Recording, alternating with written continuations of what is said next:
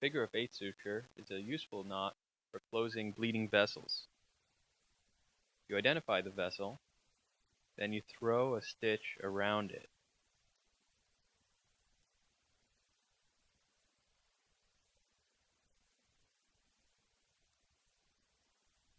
Starts just like a simple interrupted suture.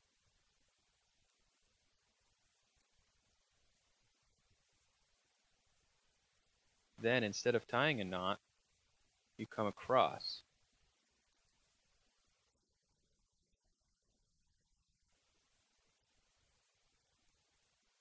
Create a diagonal line, which is the start of the 8.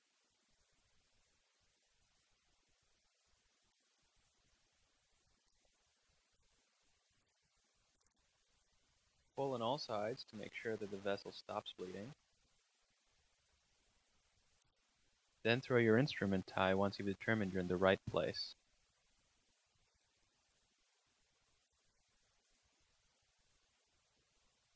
Secure it well.